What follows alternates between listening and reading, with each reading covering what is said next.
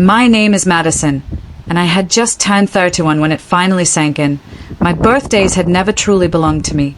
For as long as I can remember, my special day was treated like an afterthought, a date barely worthy of recognition. And yet, whenever my sister Olivia had a birthday, it was as if the world itself revolved around her. Balloons, decorations, elaborate dinners, even professional photographers sometimes, every detail carefully curated so she could shine. This year, I made a quiet decision. I would not remind anyone. No texts hinting that my birthday was around the corner, no hopeful glances at my parents' calendar, no gentle reminders to Olivia. Nothing. For once, I wanted to see if they remembered me without prompting. Spoiler alert, they didn't. But that forgetfulness turned into something far more powerful than they could have ever imagined. You see, I had a secret they knew nothing about. For the past 2 years, I had been working tirelessly at my marketing firm. Late nights, early mornings, sacrifices that nobody in my family even cared to ask about. My dedication paid off in the form of a $75,000 performance bonus, money that I tucked away in a separate account without ever mentioning it to my family. That money wasn't just currency, it was freedom, validation, and a reminder that I had built something valuable outside of their constant comparisons to Olivia. On the morning of my birthday, I woke up with no text messages, no calls, no knock on my apartment door. Instead of feeling crushed like in years past, I felt strangely calm. I brewed a cup of coffee, sat by my window overlooking the city, and told myself, this is the year I celebrate on my own terms. By evening, I had signed the closing papers on a beautiful lakeside vacation home, a little escape just an hour's drive from my city. It wasn't just a purchase, it was a declaration. A declaration that I mattered, even if my family couldn't see it. When I posted the photos online, casually, without fanfare, the notifications exploded. Friends from college congratulated me. Coworkers left heart emojis and fire emojis. Acquaintances messaged in awe. Strangers in my network even commented, "Dream house goals." The validation, though digital, felt warmer than anything I had received from my parents in decades. Before I dive into the storm that followed, I should take you back a little, because my story isn't just about a forgotten birthday. It's about a lifetime of living in Olivia's shadow. I grew up in Westlake Hills, an affluent suburb where manicured lawns gleamed like trophies. From the outside, our 5-bedroom colonial house looked like the portrait of an ideal American family. Neighbors often commented, "The perfect family, the Richards must be so proud." But behind those pristine shutters and polished driveways, the truth was very different. Inside, the family dynamic was crystal clear. Olivia was the sun, and the rest of us were planets orbiting around her glow. My father, Richard, a corporate lawyer who climbed all the way to chief legal counsel at a Fortune 500 company, never missed an opportunity to brag about Olivia following in his footsteps. When she made the high school debate team, he took us to the most expensive restaurant in town. When she was accepted into an Ivy League program, he threw a champagne party with half the neighborhood invited. And me? When I got into the National Honor Society with a perfect 4.0 GPA, Richard barely looked up from his newspaper. He muttered, "That's nice, sweetheart," and went back to reading stock reports. The contrast was brutal, and I learned very quickly that my achievements would always live in the shadows of Olivia's spotlight. My mother, Catherine, was no better. A former beauty queen turned country club socialite, her entire personality revolved around status and appearances. She loved showing off Olivia, her grades, her trophies, her photos. Our living room walls were practically a shrine dedicated to my sister. Every frame, every shelf, was filled with Olivia's smiling face frozen in moments of triumph. My awards, on the other hand, were shoved into a cardboard box in the attic, something I discovered by accident while rummaging for Christmas decorations at age 14. The most vivid example of this favoritism came on my 10th birthday. I had gone to bed the night before practically buzzing with excitement, certain that I would wake up to pancakes with candles, balloons tied to my chair, maybe even a small party. Instead, I ran downstairs to find my parents and Olivia huddled around college brochures. Olivia was preparing for her senior year of high school, and apparently, her college tour planning couldn't wait even a single day. That day passed without a cake, without a card, without even a mention that it was my birthday. It wasn't until dinner, when Catherine gasped suddenly, that anyone remembered. "Oh goodness, Madison, I completely forgot today was your birthday," she exclaimed, looking more embarrassed than genuinely sorry. That moment carved something permanent into me, the realization that no matter how hard I tried, I would never be the priority. And yet, strangely enough, it didn't kill me. It built me. It gave me a stubborn fire that whispered, "One day, they'll see." Fast forward 21 years, and here I was, sitting alone on my birthday, deliberately ignored again. But this time, I didn't feel small. I felt powerful. I had just invested in something tangible and mine. The Lakehouse wasn't about the property, it was about choosing myself for once. And so, when the world online showered me with congratulations, I let myself feel the joy. The irony wasn't lost on me. Strangers and acquaintances cared more about my milestones than my own blood ever did. And though my family hadn't discovered the post yet, I knew it was only a matter of time. Because this year, I didn't just buy a home. I built a shield, a sanctuary, and a symbol of my independence. And when my family eventually saw it, they would finally realize Madison wasn't the forgotten daughter anymore. She was the woman who rose above their silence. Growing up in Westlake Hills was like living inside a snow globe. On the outside, everything sparkled. The manicured lawns, the colonial houses with matching shutters, the freshly polished SUVs parked in driveways. Families smiled for neighborhood photos, mothers gossiped over wine at the country club, and fathers compared golf handicaps while bragging about their children. If you only drove past our 5-bedroom colonial, you might have thought we were the perfect American family too. But perfection is often a costume, and behind the white picket facade of our home, the truth was harder, sharper, and far less flattering. Inside our house, the balance of love was never equal. From the time I could walk, it was clear that my sister Olivia was the chosen one. She was the star child, the golden girl, the one who could do no wrong. My parents, Richard and Catherine, didn't just love her, they idolized her. Every accomplishment, no matter how small, became a headline event. When Olivia won her first spelling bee, Catherine hired a photographer to capture the moment of triumph.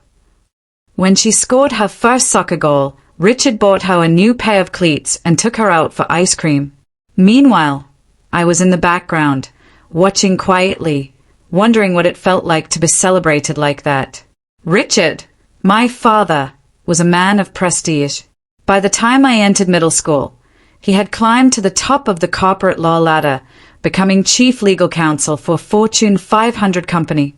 To the outside world, he was impressive, commanding, the kind of man people envied. At home, he was demanding, strict, and most of all, obsessed with Olivia's success. If she aced a debate competition, he bragged about it at the office. If she was selected for advanced placement classes, he made calls to distant relatives just to share the news. But when I achieved something, silence. I still remember the day I was inducted into the National Honor Society with a perfect 4.0 GPA. I had worked so hard, often studying alone in my room while my parents were busy attending Olivia's games or organizing her celebrations. When the letter arrived, I rushed into the living room, holding it like it was a golden ticket. Richard was sitting in his favorite armchair, reading the newspaper. "Dad, I got in. I made National Honor Society," I exclaimed. Without even lowering the paper, he gave a distracted nod and muttered, "That's nice, sweetheart." Then he turned the page. I stood there, the paper trembling in my hands, feeling the weight of his dismissal crash down on me. In that moment, I realized something painful but true. My achievements were invisible in my own home. My mother, Catherine, was no better. A former beauty queen, she had built her identity on appearances, and Olivia was her masterpiece. Catherine paraded her like a prize, dressing her in perfect outfits for every occasion, hanging her pictures all over the house. The walls of our living room weren't just walls, they were a shrine. Framed certificates, polished trophies, glossy photographs of Olivia smiling with medals draped around her neck. And me? My awards were shoved into a cardboard box in the attic. I stumbled upon them one December when I was 14, digging for Christmas decorations. I pulled out a duster box and opened it to find my old certificates, ribbons, and even a middle school essay contest award. They had been hidden away like clutter, while Olivia's smallest soccer participation ribbon gleamed on the mantel. The favoritism wasn't subtle. It was blatant, almost cruel. On my 10th birthday, I woke up brimming with excitement. I raced down the stairs, citing that there would be balloons, maybe pancakes with candles, something to show that I mattered. Instead, I found Richard and Catherine at the kitchen table with Olivia, surrounded by glossy college brochures. She was graduating high school that year, and apparently planning her campus visits couldn't wait, not even for a little girl's birthday. The day went on without a cake, without a card, without even a mention. I tried to hide my disappointment, retreating to my room to stare at the ceiling, wondering what I had done wrong. It wasn't until dinner, when Catherine suddenly gasped, that she remembered. "Oh goodness, Madison, I completely forgot today was your birthday," she exclaimed, more embarrassed than truly sorry. That half-hearted acknowledgement cut deeper than silence.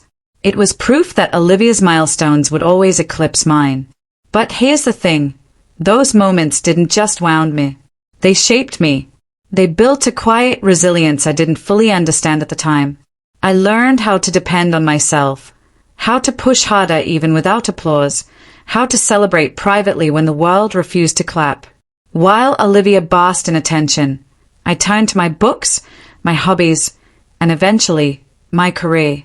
I became fiercely independent, determined to build a life that couldn't be dismissed or overshadowed.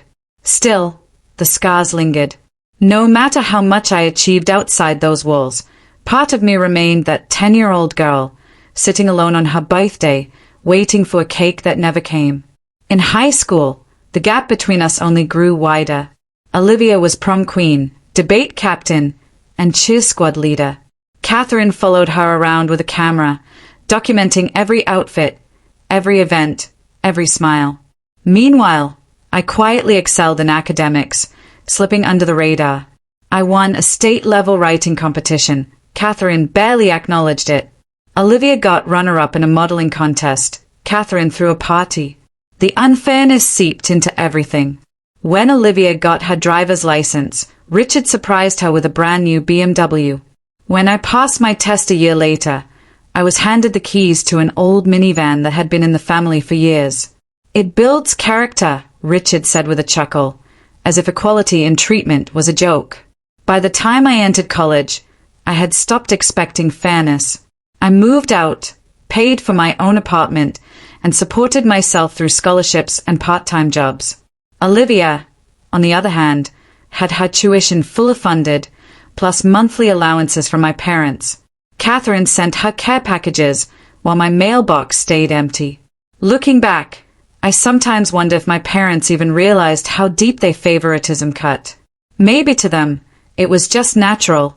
Olivia was a shining star, and I was something else. But what they failed to see was how those years of neglect quietly forged my backbone. I became sharper, tougher, more self-reliant. And though it hurt, though it left me yearning for love that never came, it also gave me something powerful, the ability to stand on my own. So when I finally bought that lakeside house years later, it wasn't just about property. It was about rewriting my story. It was proof that even the daughter they overlooked had built something extraordinary. They didn't know it yet, but my resolve was no longer hidden. It had been growing all along, watered by every slight, every forgotten birthday, every ignored achievement. And soon, they were going to see it. When I signed the closing papers on my lakeside house, the pen in my hand felt heavier than gold. That single signature wasn't just a financial decision, it was a rebellion, a declaration, a quiet scream that said, "I matter, even if my family refuses to see it. The house itself was breathtaking. Nestled by calm waters, surrounded by tall pines that swayed gently with the wind, it looked like a postcard come to life. A wraparound porch with white railings, wide windows catching the morning sun, and a little dock stretching into the lake like an invitation. The first time I walked through the front door, the smell of fresh paint mixed with cedar filled the air. The empty rooms echoed, but to me, they were full of possibility, full of freedom, full of the life I was finally choosing for myself. And the best part, my family had no idea. For weeks, I had been carefully orchestrating this plan. Every email with the realtor was sent during lunch breaks. Every conversation with the bank happened while I sat in my car, away from the office. My parents still assumed I was renting my modest city apartment, scraping by while working somewhere in marketing. Olivia likely imagined me stumbling behind her, forever in her shadow. But they were wrong. For the first time, I had something monumental to show for my years of hard work. The secret burned inside me, not in a painful way, but in the exhilarating way a spark becomes a flame. I didn't want to tell my family directly. I wanted them to discover it accidentally. So, after moving in a few essentials, I snapped a few photos one Saturday afternoon. Sunlight poured across the hardwood floors. The lake glittered through the windows, and my reflection smiled back from the glass. I posted the pictures online with the caption, "Finally found my little slice of heaven." What happened next was nothing short of explosive. My phone buzzed for hours. College friends messaged me with shock and excitement. "Madison, this is gorgeous. When's the housewarming?" Coworkers left heart emojis and congratulatory comments. Even acquaintances I hadn't spoken to in years reached out, telling me how inspiring it was to see someone my age buy a home like that.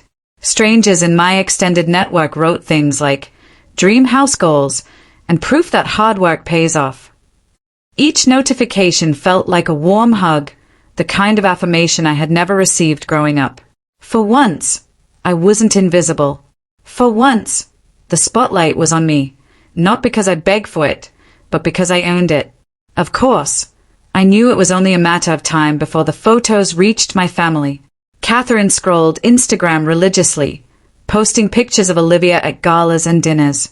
Olivia herself treated social media like a curated magazine dedicated to her achievements.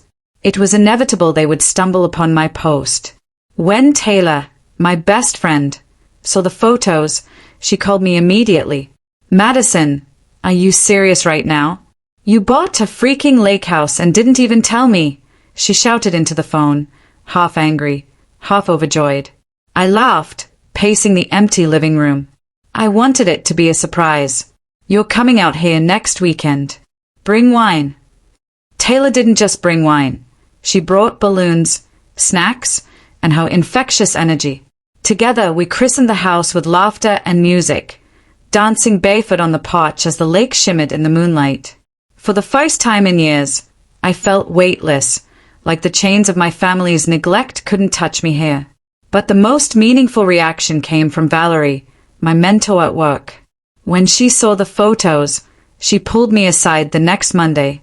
"Madison, you've done something extraordinary," she said, her eyes gleaming with pride. "Do you realize how few women your age can say they own a property like that? You should be proud. Very proud." Her words landed deep, filling a void I hadn't even realized was still open. Valerie wasn't my mother, but in that moment, she gave me the validation Catherine never had. And then, as expected, the silence from my family began. At first, it was subtle. Catherine stopped liking my Instagram posts. Richard didn't answer my weekly check-in call. Olivia posted a cryptic story with the caption, "Some people need material things to feel important," followed by a selfie of her with a champagne glass. The tension was growing, and I knew it. I wasn't naive. This wasn't just about a house. To them, it was about control. For years, they had defined me as the lesser daughter, the quiet one, the afterthought. My purchase shattered that narrative. It forced them to confront the fact that I had built something on my own, without their money, without their approval, without their attention. Days later, the phone finally rang. It was Catherine. "Madison, your father and I saw your little purchase online," she began, her tone caught between disbelief and irritation. "Why didn't you tell us? Something this big.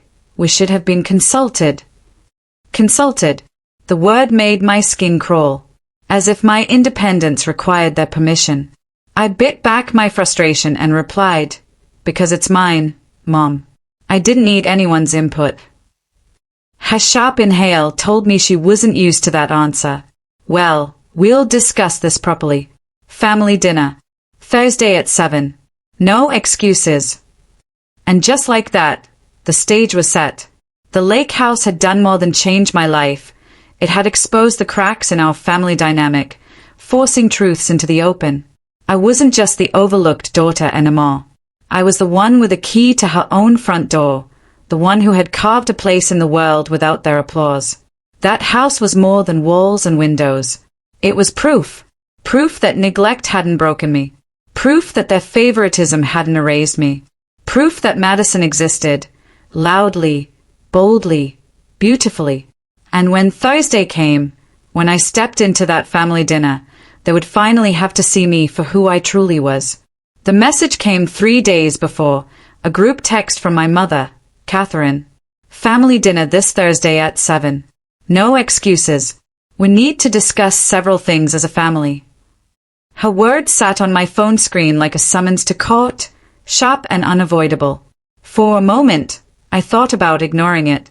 I could feign illness, pretend to be buried in deadlines at work, or simply vanish into the comfort of my lake house. But something inside me had shifted since signing those closing papers. For the first time, I wasn't afraid of my family's disapproval. I had built something tangible, something beautiful, something that didn't require their stamp of approval. And now, I wasn't going to cower. The storm before the storm. Thursday came wrapped in grey skies and thunder. Rain streaked across my windshield as I drove to the house I once called home. Lightning forked in the distance, mirroring the turmoil brewing inside me. My hands gripped the steering wheel tightly, but beneath the nerves, a strange calm lingered. I parked behind Olivia's shiny black BMW in the circular driveway. I used to feel a pang of envy every time I saw her expensive cars, her effortless perfection. Tonight, I felt nothing but resolve. Instead of using the spare key, I rang the doorbell. A small act of rebellion. Guests rang. Family barged in. I was no longer willing to be the endlessly available daughter. Catherine opened the door with a carefully neutral expression. "Madison, come in. Everyone's waiting in the living room." Setting the stage. Inside, the air was thick.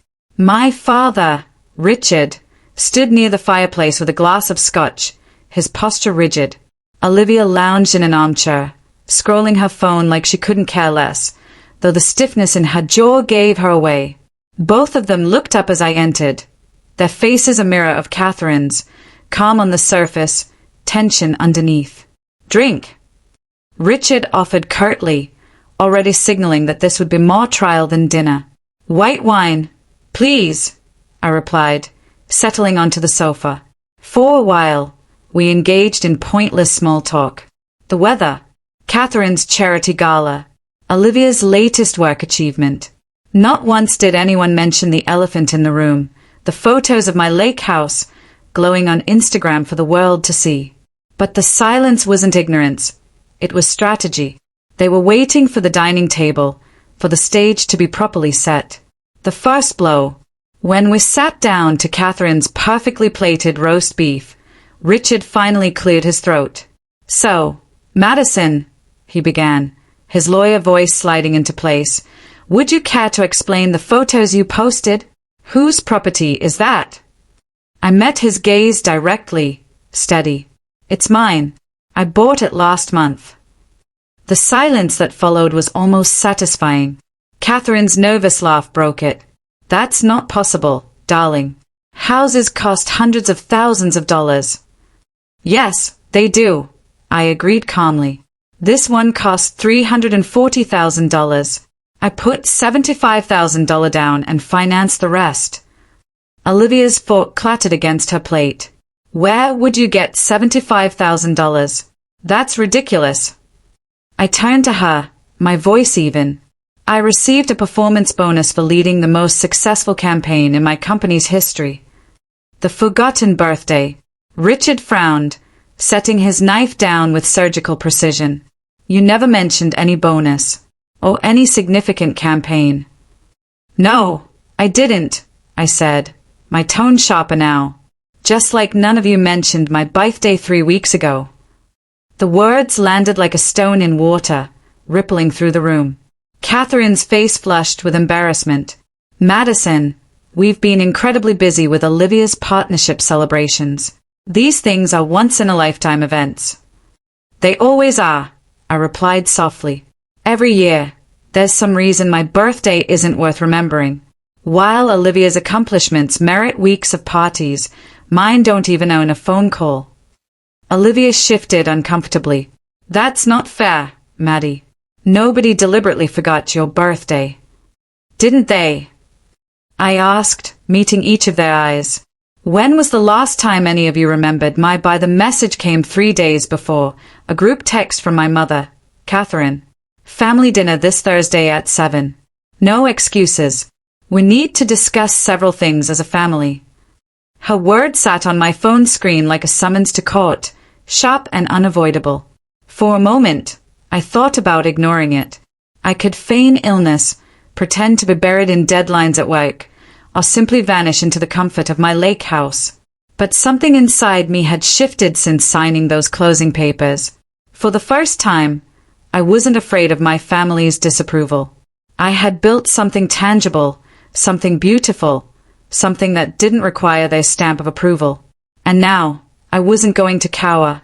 The storm before the storm. Thursday came wrapped in grey skies and thunder. Rain streaked across my windshield as I drove to the house I once called home. Lightning forked in the distance, mirroring the turmoil brewing inside me. My hands gripped the steering wheel tightly, but beneath the nerves, a strange calm lingered. I parked behind Olivia's shiny black BMW in the circular driveway. I used to feel a pang of envy every time I saw her expensive cars, her effortless perfection. Tonight, I felt nothing but resolve. Instead of using the spare key, I rang the doorbell. A small act of rebellion. Guests rang. Family barged in. I was no longer willing to be the endlessly available daughter. Catherine opened the door with a carefully neutral expression. Madison, come in. Everyone's waiting in the living room. Setting the stage. Inside, the air was thick.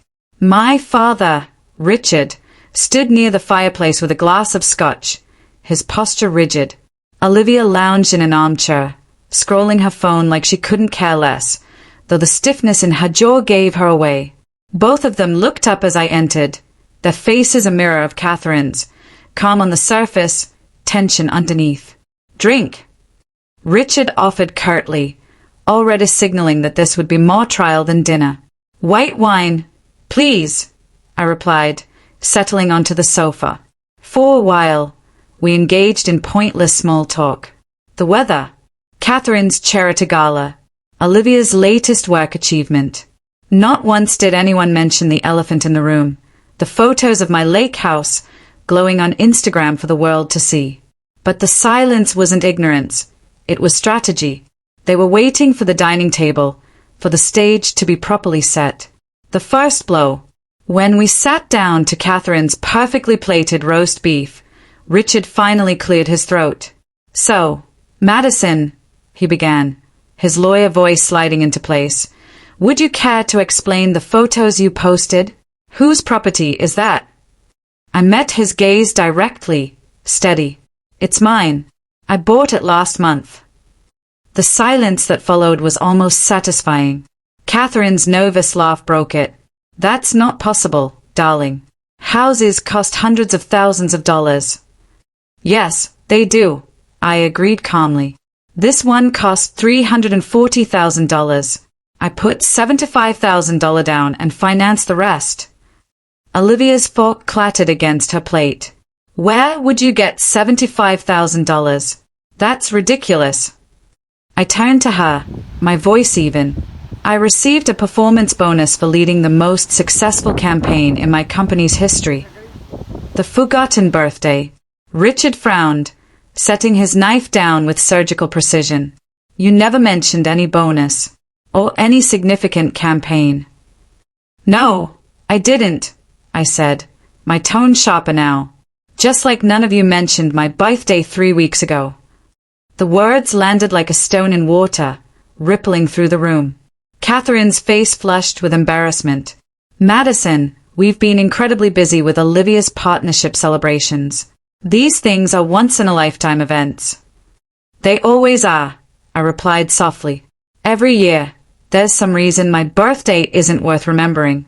While Olivia's accomplishments merit weeks of parties, mine don't even own a phone call. Olivia shifted uncomfortably. That's not fair, Maddie. Nobody deliberately forgot your birthday. Didn't they? I asked, meeting each of their eyes. When was the last time any of you remembered my birthday without me reminding you? When was the last time you planned a simple dinner for me while Olivia got yacht parties and celebrity chefs? Breaking the pattern. Richard's expression hardened. This isn't about birthdays. This is about financial recklessness. Real estate is serious business. I know, I counted. I researched thoroughly, worked with professionals, and made a sound investment. My finances are excellent. My credit is perfect. And the property is already appreciating in value. But why wouldn't you tell us? Catherine pressed, confusion in her voice. We're your family. We should know.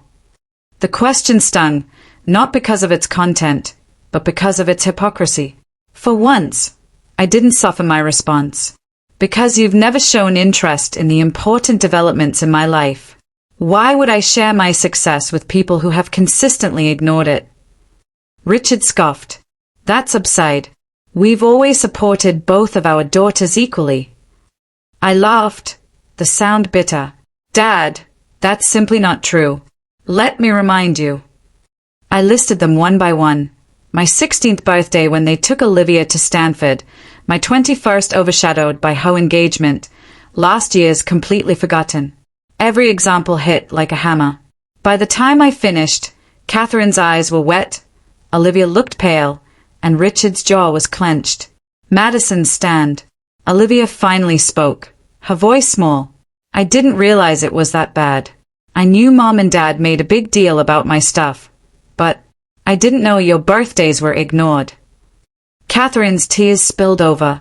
We never meant to make you feel less important, Madison. We love you just as much as Olivia. I believe you think that's true, I replied steadily, but your actions have always said otherwise. Richard tried to redirect. Buying property without input is irresponsible. Do you even know what winterizing a lake house costs? Yes. I've already arranged for it. I've built connections with neighbors and service providers who've been more supportive in weeks than my own family has in years. Don't be harsh, Catherine whispered. No, I'm being honest, I corrected her. What you're really concerned about is that I made a decision without your control. That I achieved something substantial without Olivia in the picture. That I finally stopped begging for validation you'll never give. I stood, placing my napkin beside my untouched plate. I'm not interested in your approval of my purchase. I'm interested in being recognized as an independent adult who has built her own life. Despite you, not because of you. Richard rose too, anger flushing his face. You're being dramatic and ungrateful. Everything we've done has been for both of you. Then maybe honesty looks like ingratitude in this house, I said, gathering my coat. Walking away. As I turned to leave, Olivia's voice cracked. Maddie, wait. Don't leave like this. I softened, just a little. I'm not leaving like this. I'm leaving as someone who finally recognizes her own worth. There's a difference. Catherine followed me to the door, tears streaking her cheeks. Please, Madison. We can fix this. Maybe you can, I said, hand on the doorknob. But I'm not holding my breath anymore. The storm had calmed to a drizzle when I stepped outside, the cool rain kissing my skin. My chest felt lighter, freer. For years, I had been shrinking, waiting for their acknowledgement. Tonight, I walked away with dignity intact, carrying only my truth. Behind me, the house that once symbolized family now looked like a fortress of old wounds. Ahead of me, the Lakehouse waited, a sanctuary I had built with my own hands, a life entirely mine.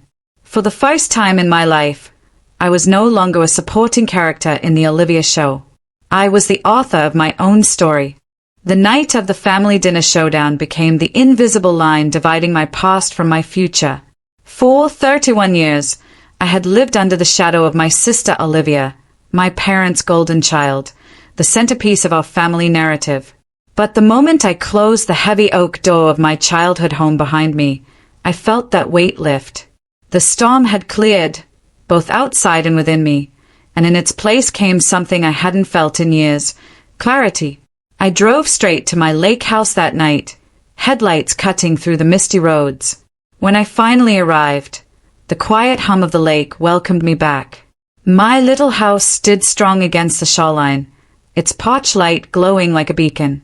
I curled up by the window, a cup of tea in hand, and watched the rippling water reflect the moon. For the first time in my life, I didn't feel like I was running from something. I was finally running toward myself, building my own life. The weeks that followed were transformative. I poured myself into shaping the lake house into more than just a retreat. It became a symbol of everything I'd fought for. On weekends, I painted the walls in soft blues and creams, colors that calmed me. I planted a small garden of wildflowers along the back fence, smiling when they began to bloom despite the rocky soil. Neighbors who had once been strangers became allies. The elderly couple next door, the Parkers, invited me over for coffee and shared stories of the lake through the decades. A young artist down the street offered to help me restore an old canoe, and together we sanded the wood until it gleamed. These people, who owed me nothing, showed more kindness and recognition than my own family ever had. It was humbling. It was healing. Every detail I added to the lake house was mine and mine alone. The framed photos were of my travels, my friends, my accomplishments, things I chose to honor, not things dictated by my parents' preferences. For the first time, my environment reflected my identity, not the role I had been forced into. A different kind of family. Taylor, my best friend since college, visited often. She would sit with me on the porch, sipping wine while we watched the sunset dissolve into shades of pink and gold. "Madison," she said one evening, "do you realize how different you are now? You laugh more. You don't flinch when you talk about your family. It's like you've stepped into your skin for the first time." She was right. Distance had given me perspective. For years, I had craved my parents' validation like oxygen, twisting myself into knots to earn scraps of their attention. Now, I understood that love rooted in conditions and comparisons wasn't love at all. Family, I realized, wasn't about bloodlines. It was about the people who showed up when it mattered, who saw you without needing to be reminded. People like Taylor, people like the Parkers, people who treated my worth as undeniable rather than negotiable. The inevitable calls.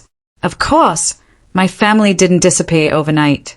The calls began within a week. Catherine's voice trembled with guilt, leaving long voicemails that ranged from apologies to invitations for brunch. Olivia texted sporadically, her words hesitant. "I know I've been selfish. Can we talk?" Richard, unsurprisingly, took a different approach. His emails were cold, legalistic, filled with warnings about financial risks and dire consequences if I couldn't handle the responsibilities of homeownership. I didn't respond to most of them. When I did, I kept my answers brief and polite, no longer bending over backward to explain myself. For once, the silence didn't gnaw at me. Their opinions no longer dictated my choices. My life wasn't a courtroom where they were the jury. I was my own judge now, finding peace. By autumn, the lake house had become my sanctuary in the truest sense. The mornings were filled with quiet rituals, coffee on the dock, journaling by the window, long walks with the crisp leaves crunching underfoot. My mind, once cluttered with doubts and comparisons, felt spacious and still. One evening, as I kayaked across the glassy water, I reflected on the journey that had brought me here. The forgotten birthdays, the overlooked achievements, the constant overshadowing by Olivia, they had once felt like wounds that would never heal. But now, they were scars. Faded. Closed. Proof that I had survived. The lake mirrored the sunset, and I whispered aloud to myself, "I'm free." The words felt powerful, almost sacred, carried away by the breeze. The unexpected gift. Months later, Olivia showed up unannounced. I saw her car in the driveway as I returned from a grocery run, my heart clenching instinctively. But when she stepped onto the porch, she looked different, tired, softer, vulnerable in a way I'd never seen before. "I'm not here to fight," she said quickly. "I just wanted to see you. And the house." We sat on the porch swing for hours. For the first time, she admitted how suffocating it had been to live under the crushing weight of our parents' expectations. "It always looked like I had everything," she confessed, "but I felt trapped. I hated that it cost me my relationship with you." Her honesty cracked something open in me. For years, I had seen Olivia only as the golden child, the obstacle to my parents' love. But now, I saw her as another victim of their narrow definitions of worth. We were both daughters who had been pitted against each other in a game neither of us asked to play. It didn't fix everything, but it was a start. Beyond the shadow, the day I handed Olivia a glass of iced tea on my porch and we laughed, genuinely laughed, about childhood memories, I realized something monumental. I wasn't angry anymore. I had built a life that stood strong regardless of whether my parents ever changed. Their approval no longer mattered, because I had given myself the recognition they refused to. And in doing so, I had created space for something even greater, understanding, healing, maybe even forgiveness. My lake house wasn't just property. It was proof. Proof that I could stand on my own. Proof that my worth wasn't tied to comparison. Proof that I had stepped out of Olivia's shadow and into my own light. The new beginning. Today, when I walk through the front door of my lake house, the air smells faintly of lavender and fresh paint. The walls echo with laughter from friends, not criticism from family. The shelves display my degrees, my photographs, my memories. I am no longer the forgotten daughter. I am Madison, the woman who carved her own path when no one else believed in her. As I stand on the dock and watch the horizon stretch endlessly before me, I know this is only the beginning. A beginning where my happiness isn't conditional, my worth isn't negotiable, and my story isn't written by anyone but me. And maybe one day, when my parents drive up to visit, they'll see it too. Not the house, not the money, but the woman who finally chose herself and never looked back.